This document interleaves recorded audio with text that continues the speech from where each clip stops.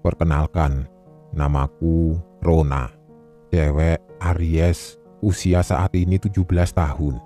Saat ini aku duduk di bangku SMA kelas 11 di sebuah SMA swasta favorit di Kota X, kota kelahiranku.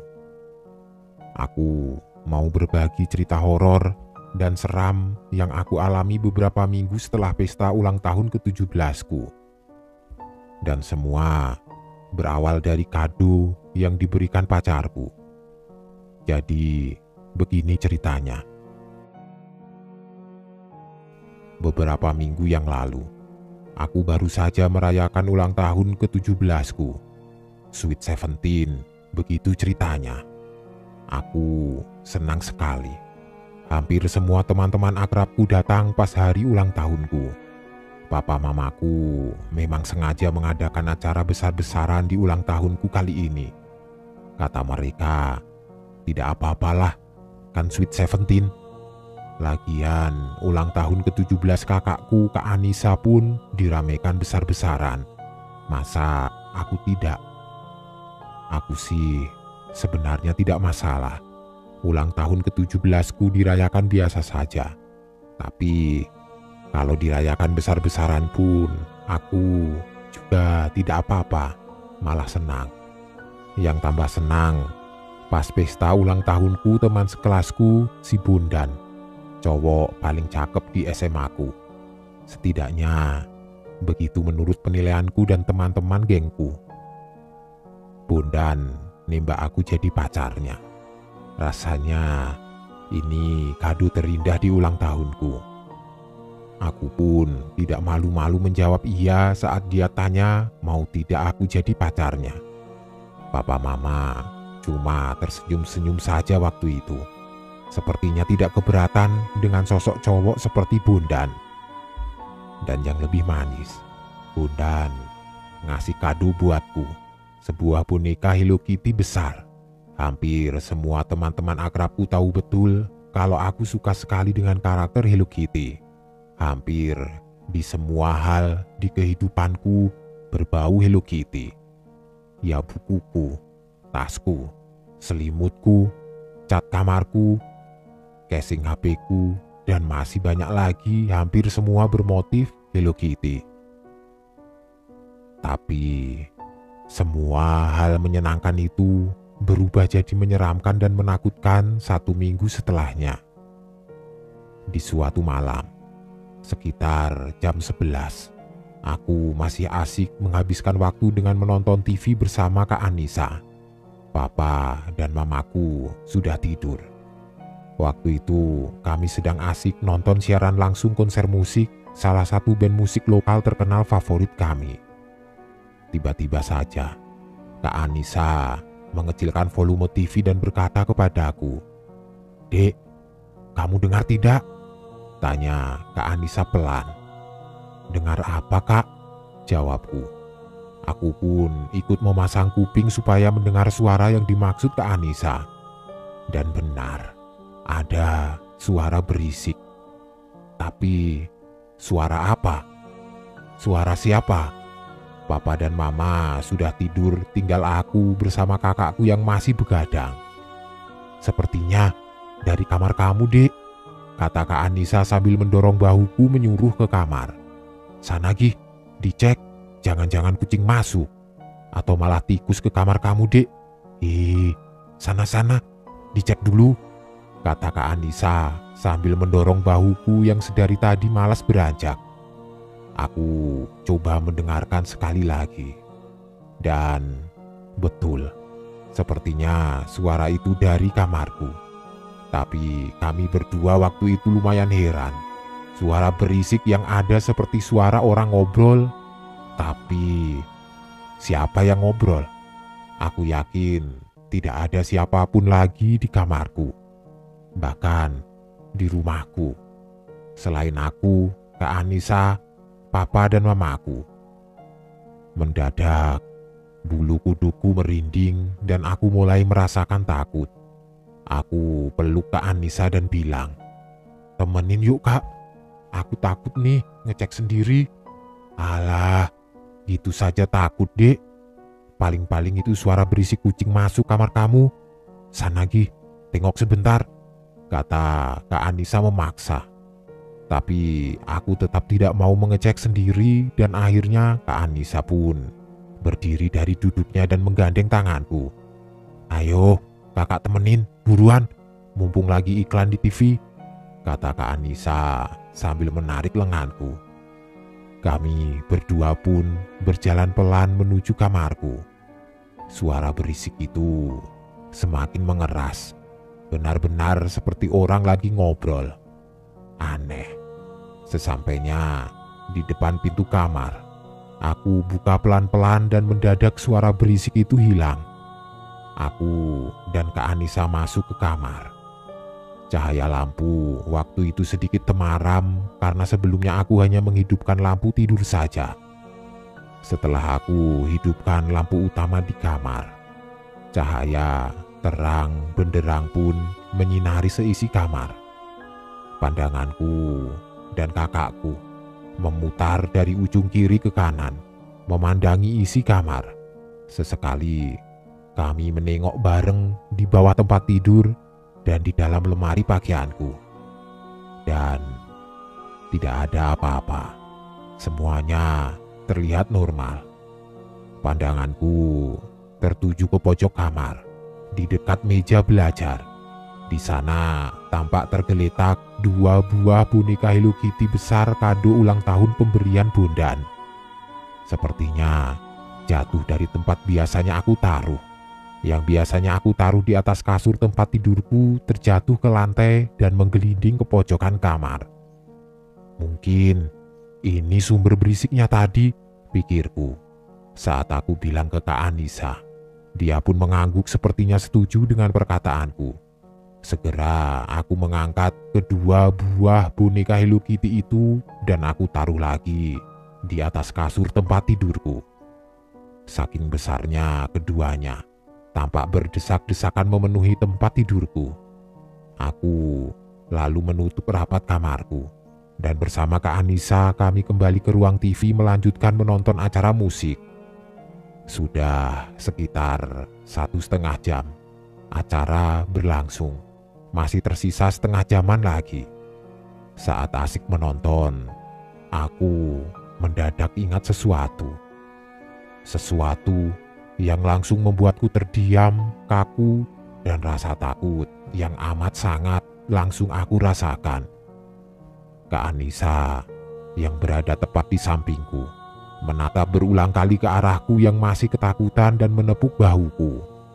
Kamu kenapa, Dek?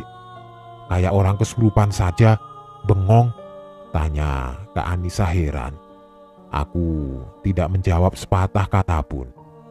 Rasanya waktu itu aku mau berteriak, tapi entah kenapa tidak ada satu suara pun yang keluar dari mulutku. Aku hanya terdiam dengan penuh rasa takut. Di sampingku Kak Anissa berulang kali menggoyang-goyang badanku dan berkata dengan kerasnya, "Kamu kenapa sih, Dek?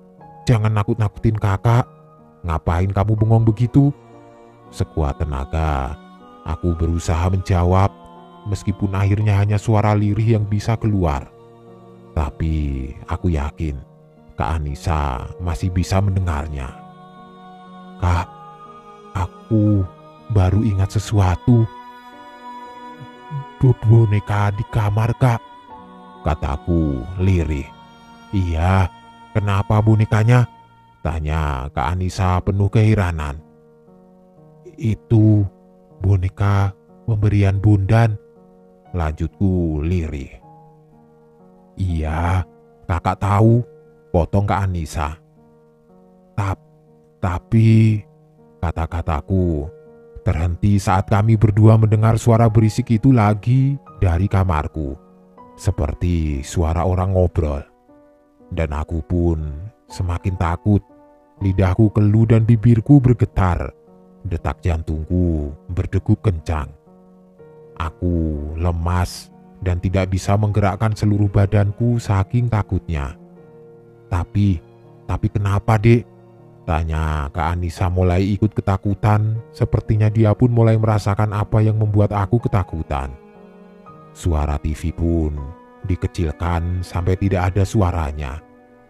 Bondan hanya ngasih aku 1 buah boneka Hello Kitty, Kak. Bukan 2 buah seperti yang ada di dalam kamar tadi. Aku tidak tahu yang satunya lagi boneka siapa atau boneka apa, jawabku lirih seperti sebuah bisikan. Tapi aku yakin Kak Anissa masih bisa mendengarnya. Kami berdua pun saling menatap, tetap terdiam, kaku, tidak mampu menggerakkan badan kami ketakutan. Dan dalam keheningan yang menyeramkan itu, suara berisik seperti orang ngobrol itu kembali datang dari arah kamarku.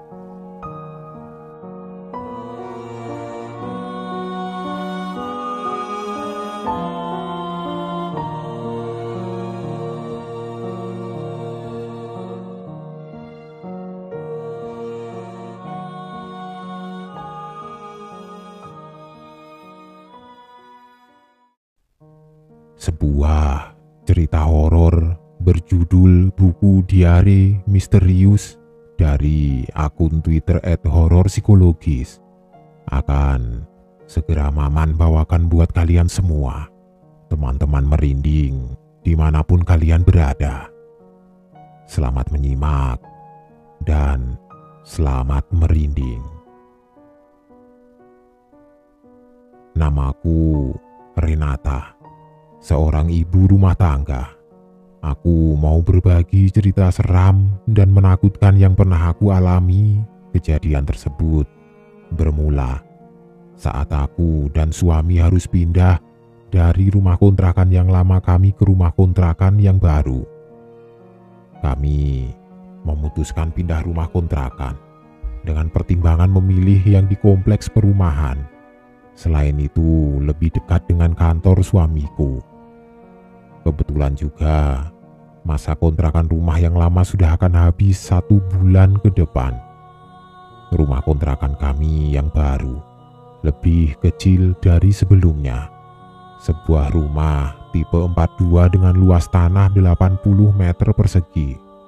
Lebih dari cukup buat kami berdua. Kami menikah sejak 3 tahunan yang lalu, tetapi kami belum dikaruniai anak. Hari itu, aku sendiri pergi ke rumah kontrakan yang baru untuk bersih-bersih persiapan untuk pindahan rumah minggu depan. Sedangkan suami masuk kerja. Saat membersihkan ruangan kamar utama, aku menemukan sebuah buku diari kecil tergeletak di pojokan ruangan. Pasti pemiliknya adalah penghuni rumah sebelumnya, begitu pikirku.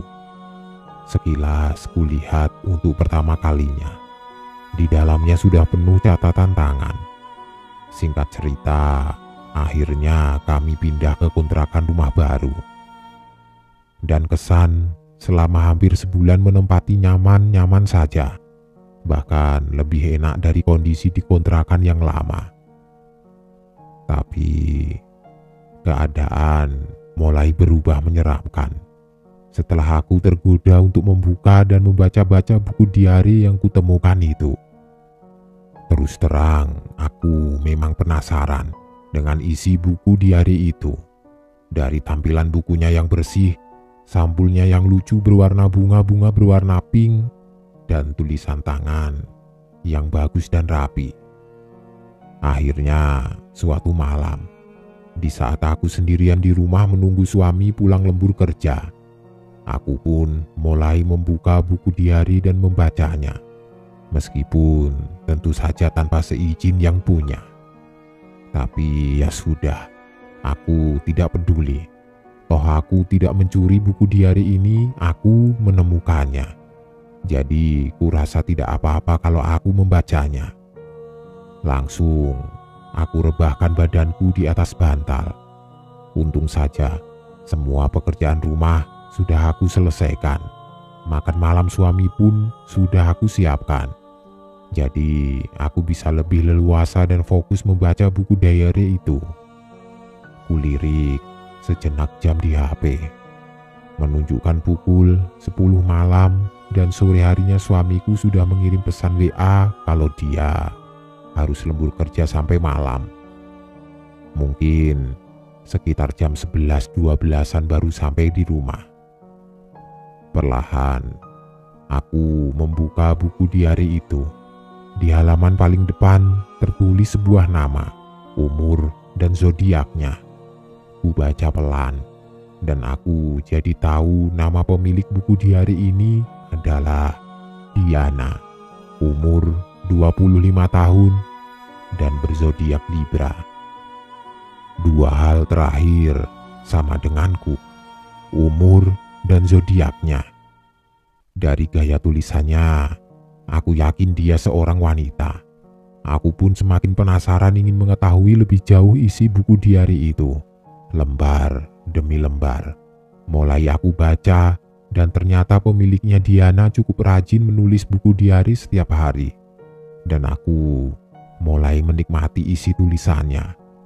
Mungkin Diana adalah seorang penulis, pikirku.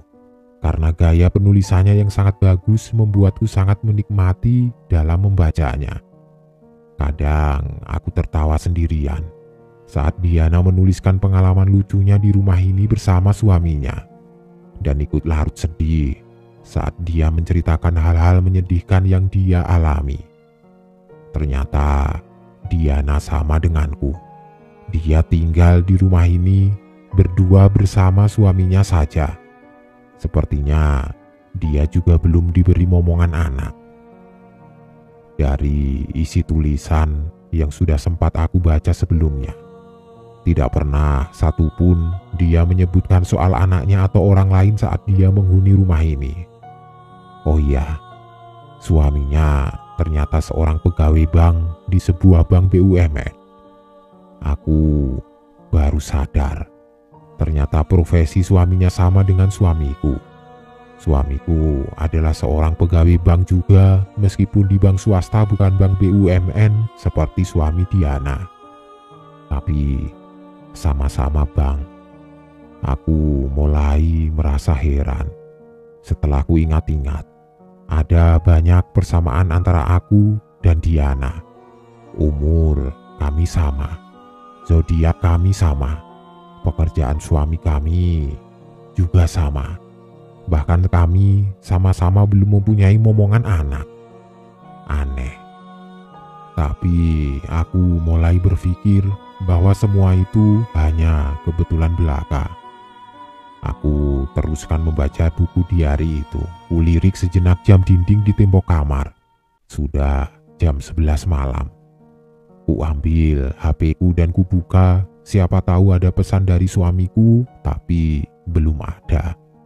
Ya sudah, berarti belum selesai lembur kerjanya. Soalnya suamiku bilang, kalau sudah selesai dan siap-siap pulang ke rumah, dia akan menelponku. Kurai kembali buku diari yang sempat kutaruh di atas meja rias. Aku kembali asik membaca. Tiba-tiba aku berhenti membaca. Pandanganku heran melihat tulisan di buku diari itu. Aku ragu dan membalikan lembaran kertas ke halaman sebelumnya, bahkan sampai halaman awal. Dan benar, ada yang aneh dan tidak biasa. Sebelumnya, tulisan di buku diari ini menggunakan tinta ballpoint warna hitam. Tapi di halaman yang baru saja kubuka itu, dan selanjutnya sampai ke halaman paling belakang, menggunakan tinta ballpoint warna merah. Mungkin tintanya pas habis, begitu pikirku. Tapi tetap saja aneh dan tidak biasa. Setidaknya buatku, menulis sesuatu seperti di buku diari pakai tinta pulpen warna merah bikin mata tidak nyaman saat membacanya. Tapi keingintahuanku mengalahkan rasa tidak nyaman di mataku saat harus membaca tulisan bertinta warna merah itu. Dan aku pun melanjutkan kembali membaca. Tapi perlahan aku mulai bertambah tidak nyaman, bahkan cenderung mulai gelisah dan merasa takut. Bukan karena tulisan bertinta ballpoint warna merah, tapi karena isi tulisannya. Begini, tulisan Diana yang membuat jantungku mulai berdebar-debar. 13 Maret 2020. Hai diari, sudah hampir 1 tahun lamanya kami mengontrak di rumah ini. Baru kali ini aku merasakan ketakutan tinggal di rumah ini. Bahkan ketakutan ini terus-menerus datang menggangguku, seakan ingin mengusirku dari rumah ini. Padahal kamu tahu sendiri diari, sebelumnya aku tidak pernah merasakan hal-hal itu. Aku mulai sering mengalami kejadian-kejadian horor yang menakutkan dan menyeramkan. Dan anehnya, kejadian itu hanya muncul saat aku sendiri dan Mas Johan tidak ada di rumah. Entah itu sedang kerja atau sedang keluar rumah. Aku sejenak menghela nafas dan berhenti membacanya. Dan entah kenapa, aku mulai merasa gelisah dan takut. Oh iya, Mas Johan itu suaminya Diana. Aku kembali melirik jam dinding, tidak terasa sudah pukul 12 malam. Tapi suamiku belum juga menelponku. Aku meraih HP dan berniat menelpon suamiku. Tapi langsung aku urungkan niat itu. Aku tidak mau mengganggu suamiku yang sedang lembur kerja. Aku hanya mengirim pesan WA. Wah, nanti kalau sudah selesai, jangan lupa telepon ya. Begitu isi WA-ku pada suamiku. Tidak berapa lama, suamiku pun membalasnya. Oke sayang, sabar ya. Semoga kerjaan cepat selesai. Aku pun mulai tenang dan kulanjutkan membaca buku diari itu. Entah kenapa, waktu itu aku tidak berhenti membaca saja biar rasa gelisah dan takut itu hilang. Tapi sepertinya rasa penasaran dan keingintahuanku lah yang membuatku memutuskan untuk terus membaca. 14 Maret 2020. Hai diari, aku mau cerita kejadian seram tadi malam. Kejadian seram yang hampir sama dengan sebelum-sebelumnya. Tadi malam, Mas Johan harus kembali pulang malam karena ada meeting dengan pimpinan dari pusat. Kata Mas Johan, bisa sampai tengah malam meetingnya. Maklum, ada program penting yang harus dibahas. Begitu kata Mas Johan. Aku pun mulai cemas saat jam sudah menunjukkan pukul 11 malam. Cemas karena di jam-jam segitulah aku sering mengalami peristiwa horor di rumah ini. Dan betul saja, tadi malam peristiwa itu kembali terulang. Ada suara ketukan pintu, kupikir Mas Johan. Tapi saat ku buka, tidak ada orang. Dan di luar pun suasana tampak sepi. Semua pintu rumah di komplek perumahan yang satu blok dengan rumahku sudah terkunci dan tidak ada siapapun. Aku pun masuk kembali. Tapi beberapa menit kemudian, terdengar ketukan pintu lagi. Dan ku buka, tidak ada orang lagi. Kejadian itu terulang hampir 10 kali. Sampai akhirnya Mas Johan pulang dan memanggil-manggil namaku. 15 Maret 2020. Hai diari, akhirnya aku menceritakan semuanya ke Mas Johan. Aku mulai tidak betah di rumah ini. Karena setiap malam saat Mas Johan tidak ada di rumah, aku selalu mengalami kejadian-kejadian horor yang membuatku sangat ketakutan. Ada ketokan-ketokan pintu yang menyeramkan. Untung Mas Johan memahami dan kami pun memutuskan untuk mulai mencari kontrakan baru. Aku berhenti membaca dan pikiranku melayang kemana-mana. Aku mulai merasakan cemas, gelisah, dan takut sama seperti yang dirasakan Diana waktu itu. Tok tok tok. Suara ketukan pintu membuyarkan lamunanku. Entah kenapa, tiba-tiba aku merasa takut, bulu kuduku berdiri, aku hanya terdiam. Di atas tempat tidur bukannya beranjak menuju pintu depan. Aku terbayang isi tulisan Diana di dalam diari yang baru saja aku baca. Apakah ini ketokan pintu yang Diana maksud? Tok tok tok. Suara ketokan pintu muncul kembali. Untung kamar utama kami menghadap langsung ke halaman depan. Jadi cukup dengan membuka sedikit gorden, aku bisa melihat kondisi di luar. Dalam kondisi masih sedikit takut, aku membuka sedikit gorden jendela dan mengintip dari celah-celah bukaannya. Aku melihat sosok lelaki di depan. Tiba-tiba terdengar lagi suara ketokan pintu dan sebuah suara. Tok tok tok. Mama sayang, ini papa. Persis suara suamiku. Sekali lagi aku mencoba melihat lagi sosok orang di depan pintu dan akhirnya aku lega dan aku yakin sosok itu adalah suamiku. Aku bergegas lari, turun dari tempat tidur dan menuju ruang depan. Ku bukakan pintu. Kenapa tidak nelpon dulu, Pak? Tanya aku, mengingatkan janji suamiku kalau sudah selesai lembur kerja dan mau pulang. Maaf, Mah, Papa lupa, jawab suamiku singkat. Loh, di mana mobilnya, Pak? Mogok ya? Kok tidak dibawa pulang? Aku pun baru sadar bahwa sedari tadi aku tidak melihat mobil suamiku. Iya, mogok. Tadi Papa naik ojek. Yuk, masuk, jawab suamiku pelan. Sepertinya dia capek sekali. Perlahan ku tatap wajahnya yang tampak sayu dan lelah. Kasihan, suamiku lembur kerja sampai jam segini, kataku dalam hati. Suamiku tampak tersenyum dan menggandengku masuk. Sesaat yang lalu, saat aku menatap wajah suamiku, aku merasa ada sesuatu yang aneh.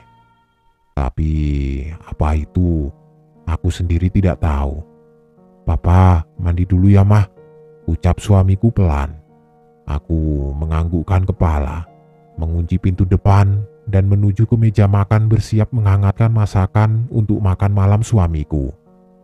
Baru saja melangkah, HP-ku berbunyi. Nada dering tanda ada pesan masuk. Ku buka, ada pesan WA masuk dari suamiku. Aneh. Mungkin pesan yang terpending dan telat masuk. Ku buka. Dan isinya, maaf Mah, Papa masih lembur. Pekerjaan belum bisa selesai sesuai jadwal. Mungkin bisa sampai jam 3-an. Mama tidur duluan saja. Papa bawa kunci cadangan kok. Love you Mama. Aku langsung terdiam. Berdiri kaku di depan pintu yang baru saja aku kunci. Jantungku seperti berhenti berdetak. Rasa takut, ingin menangis, ingin menjerit, jadi satu. Dan mendadak, aku teringat hal aneh yang kulihat tadi saat menatap wajah suamiku. Aku hafal betul suamiku. Dia punya tahi lalat besar di bawah bibirnya. Dan tadi yang kulihat, sebuah wajah seperti suamiku dengan tahi lalat di atas bibirnya, bukan di bawah bibirnya.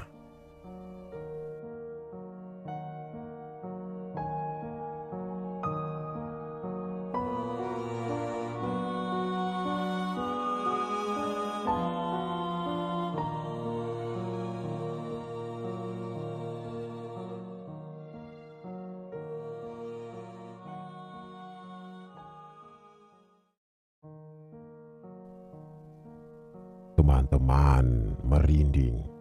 Jumpa lagi bersama Maman. Kali ini Maman akan membawakan sebuah cerita horor berjudul Lift Kosong dari akun Twitter @hororpsikologis. Khusus buat kalian semua. Selamat menyimak.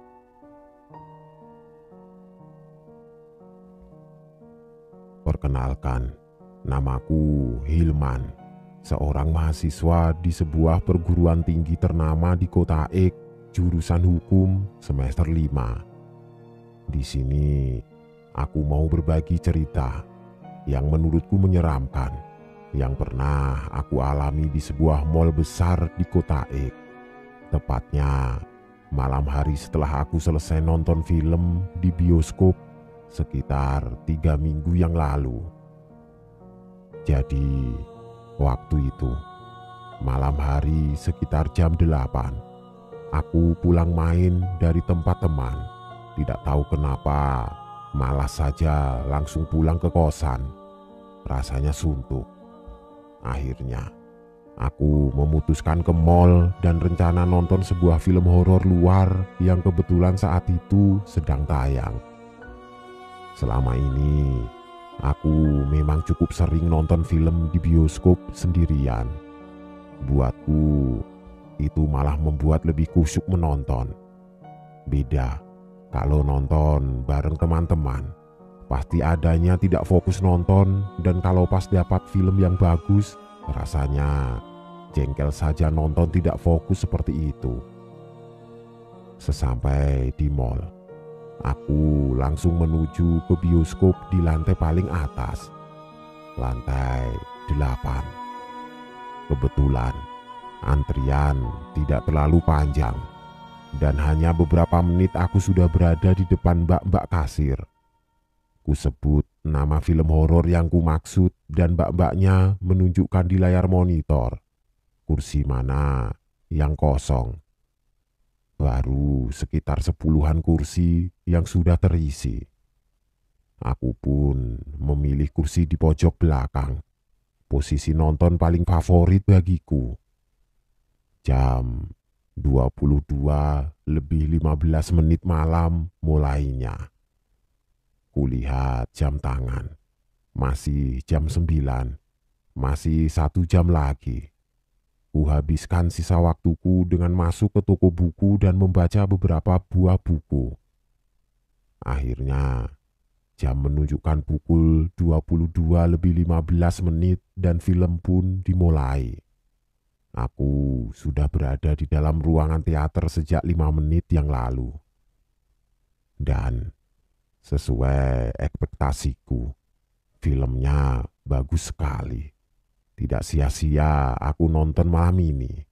Lumayan mengobati kesuntukanku. Penyesalanku saat ini cuma satu, nekat nonton sendirian. Karena jujur level film horor yang barusan ku tonton ini memang di atas rata-rata. Aku saja yang penggemar film horor masih merasakan aura takut dan beberapa kali terbayang kejadian menyeramkan di film tadi. Kulihat di sekelilingku banyak penonton, khususnya cewek-cewek yang sama-sama belum bisa move on dari film yang baru ku tonton. Raut muka takut masih membayangi. Aku keluar ruangan, menuju toilet, lalu menuju ke lift dan kulihat jam tanganku. Sudah jam 12:30 malam. Aku memeriksa sekilas dompetku dan kuambil kunci motor dan karcis parkirnya. Posisi parkir motorku di lantai paling bawah. Aku berjalan sendirian menuju ke lift di lorong dekat toilet. Dan kebetulan saat itu aku berjalan sendiri, tidak ada orang lain yang saat itu menuju ke lift. Di depan lift berjajar 3. Kupencet semuanya. Dan terbukalah pintu lift paling tengah, kosong. Tidak ada isinya. Menengok ke kanan dan ke kiri, berharap ada orang yang sama-sama mau menggunakan lift. Lumayan bisa buat teman di dalam lift daripada sendirian. Lumayan menakutkan suasananya, ditambah habis nonton film horor pula. Tapi tetap saja tidak ada satu orang pun yang mendekat. Akhirnya aku masuk dan kututup pintu lift. Aku sendirian di dalamnya. Ku pencet tombol lantai paling bawah UG. Ku pandangi ke atas, tepatnya petunjuk lantai lift. Lift mulai berjalan. Lantai 7 terlewati. Lantai 6. Lantai 5. Dan kemudian menuju ke lantai 4. Tepat di sini. Pintu lift terbuka. Syukurlah ada teman turun. Aku sedikit merasa lega. Di depan pintu, 2 orang tua, bapak-bapak dan ibu-ibu. Sepertinya pasangan suami istri yang baru saja belanja. Tampak 3 tas besar di tenteng keduanya. Saat hendak masuk, keduanya menatap tajam ke dalam ruangan lift dan memutarkan pandangan mengelilingi isi ruangan. Lalu si istri menggelengkan kepalanya dan berkata lirih dengan raut muka sedikit kecewa. Tapi aku masih bisa mendengar jelas perkataan si istri. Dia berkata pada suaminya, "Sudahlah Pak, nanti saja, liftnya penuh orang, tunggu yang kosong saja." Si suami mengangguk tanda setuju dan pintu pun tertutup kembali. Aku terdiam di pojokan ruangan lift sambil mengingat kembali perbincangan suami istri tadi. Mereka tidak jadi naik lift ini karena penuh orang. Padahal aku di sini hanya sendiri dan benar-benar sendiri. Karena ragu, aku pun melihat sekelilingku dan tetap saja aku hanya sendiri. Tapi mengapa pasangan suami istri tadi bilang lift ini penuh dengan orang? Belum selesai aku memikirkannya. Aku kaget saat kulihat petunjuk lantai di lift yang masih menyala di angka 4. Lama sekali lift ini turun. Ku pencet tombol open, tidak bisa. Begitu juga tombol close. Jantungku berdebar kencang menahan rasa takut. Jangan panik, jangan panik. Akhirnya angka berubah jadi angka 3. Berarti lift ini benar-benar turun. Jangan khawatir. Tapi kemudian, seperti sebelumnya lama sekali lift turun ke lantai 2. Aku merasa lamanya sampai 15 menitan lebih dan baru kemudian ke lantai 1. Dan lama lagi sampai di lantai UG, tempatku memarkir sepeda motor.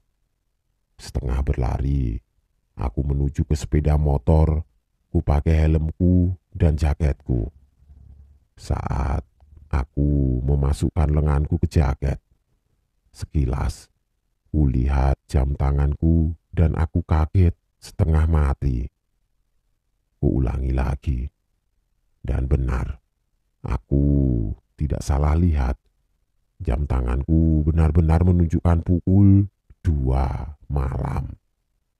Padahal aku ingat betul, saat keluar toilet dan masuk lift baru pukul setengah 1. Berarti aku di dalam lift sekitar 1,5 jam. Kulihat HP-ku untuk meyakinkan. Dan sama, jam di HP menunjukkan angka yang sama, jam 2. Kulihat sekelilingku, parkiran kosong, tidak ada satupun motor kecuali motorku. Aneh, kemana motor lainnya? Setelah selesai memakai jaket, aku bergegas menjalankan motorku menuju pintu keluar parkiran. Dan aku mulai cemas, lemas, dan tambah takut saat kulihat pos penjaga pintu keluar parkiran kosong. Tidak ada penjaganya.